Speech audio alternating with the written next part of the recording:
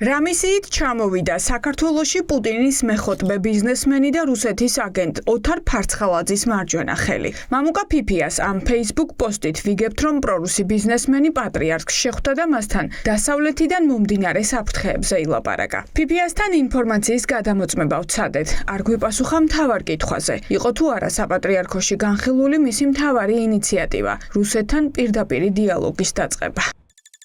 დიახ, ვიყავით ჩვენ სულიერ მამასთან, ჩვენ პატრიარქთან, რუსეთთან დიალოგს მამუკა ფიფია და სოლიდარობა არ ითხოვს. რუსეთთან დიალოგს ქართველი ხალხი ითხოვს და ჩვენ თავისუფალმა ტრიბუნამ შევაგროვეთ 150,000 ხელმოწერა ამისთვის, რუსეთთან პირდაპირი დიალოგისთვის. და იმედი მაქვს, რომ პატრიარქს აქვს საყოველთაო ავტორიტეტი და მხოლოდ მას შეუძლია ჩვენი ქვეყანა გაერთიანოს და გაამთლიანოს. როგორ მოხდა ეს ყველაფერი და ვინ იყო და უშუალოდ ვისგან იყო ვის თხოვეს მათ რომ საპატრიარქოში შეხვედრა გამართულიყო, შეიძლება მათ კითხოთ თვითონ, მე ნამდვილად არ ვიცი ამის შესახებ. როგორ მოხდა პუტინის მეხუთმე პატრიარქთან შეხვედრაზე და ვინ დააორგანიზა ეს აუდიენცია? ეს არის კითხვა, რომელზეც საპატრიარქოში პასუხი არ აქვთ. პროტოპრესვიტერი გიორგი ზვიადაძე ამ შეხვედრის ერთ-ერთი მონაწილეა. როგორც ის გვიყვება, პრორუსი ბიზნესმენის პატრიარქთან აუდიენცია სულ რამდენიმე წუთს გაგრძელდა და მხოლოდ იუბილის მილოცვით შემოიფარგლა.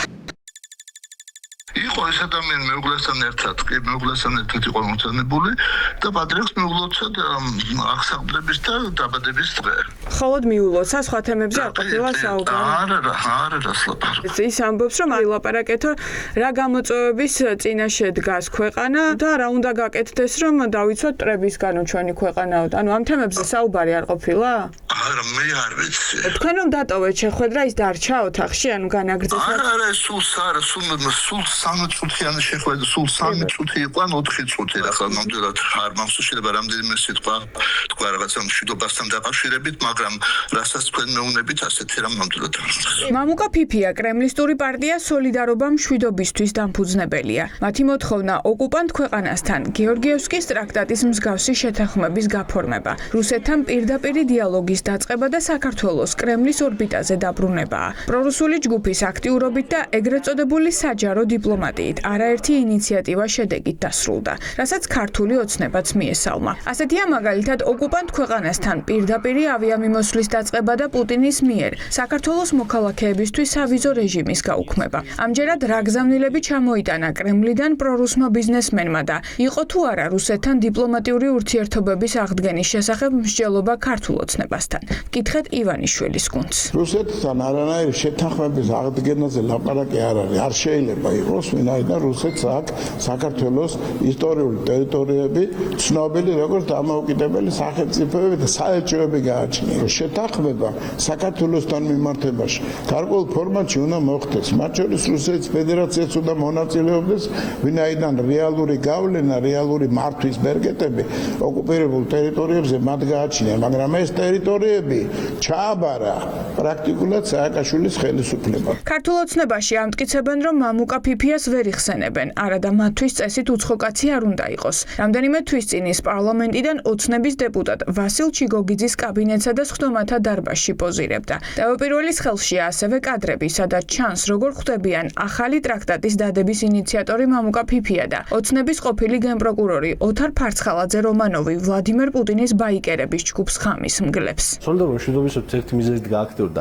სოლიდარობა მშვიდობისათვის არის პარტია, რომელსაც ოთარ ფარცხალაძე აფინანსებს და შექმნა იმისთვის, რომ როდესაც მას ეს ამბავი ძალიან კარგად იცოდა, რომ ბიძინა ივანიშვილი ბოლოს მასას თავს დაესხმებოდა, ეს პარტია ჭირდება ბერკეტად, რომ რაღაცა პოლიტიკურ აქტივობაში იყოს. ფარცხალაძე ეხლა ცდილობს, რომ რუსული ხაზების დამატებითი მიმართულება შემოიყვანოს ქართულ პოლიტიკაში. ეს არის სინამდვილეში გახმოვანება იმ საოკუპაციო ზრახვების, რომლებიც გააჩნია ჩვენს ისტორიულ მტერ რუსეთს, რომელიც არის ძალიან შესუსტებული დღეს მსოფლიო ასპარეზზე, გამომდინარე პირველში უკრაინელების გმირული ბრძოლიდან, შემდეგ უკვე იმიდან, რომ რეგიონში აბსოლუტურად ყველა გავლენის სფერო დაკარგა და უკვე არა მარტო რეგიონში, არამედ მადუროს სახითაც ეს ყველაფერი არის საფრთხე ამ ქვეყნის თითოეული მოქალაქის გრძელვადიანი სტაბილური მშვიდობისთვის, იმიტომ რომ სადაც მივიდა რუსეთი და სადაც გაძლიერდა რუსული გავლენები, იქ არც მშვიდობა ყოფილა, არც უსაფრთხოება, არც ბედნიერება და არც ეკონომიკური კეთილდღეობა.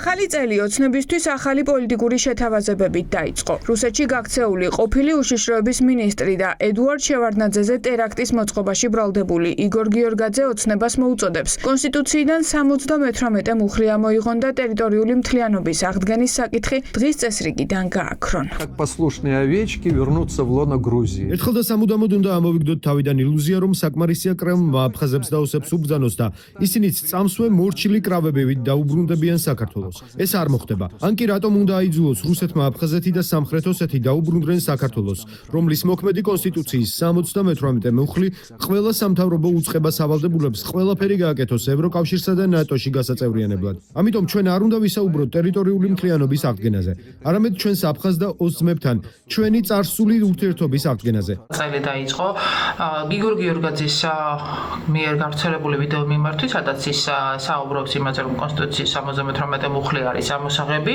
და ნეიტრალიტეტით არის ის შესანაცვლებელი. ეხლა კი მამუკა ფიფიას გააქტიურება ახალი წლიდან აჩვენებს იმას, რომ კრემლი კიდევ უფრო გააქტიურდება სხვადასხვა ჯგუფების მიერ იმისთვის, რომ საქართველოს საკუთარი გავლენის ქვეშ არა მხოლოდ დე ფაქტო, არამედ დე იურე დააბრუნოს. რაფარული მოლაპარაკებები არსებობს ოკუპანტ ქვეყანასთან პირდაპირი დიალოგის დაწყებაზე. ეს არის კითხვა, რომელზე პასუხსაც ოცნებაში არავინ გვცემს. ფაქტია, რომ პუტინის ემისარი პოზიტიურ სიგნალებზე საუბრობს და აანონსებს, რომ პირდაპირი დიალოგი მალე დაიწყება.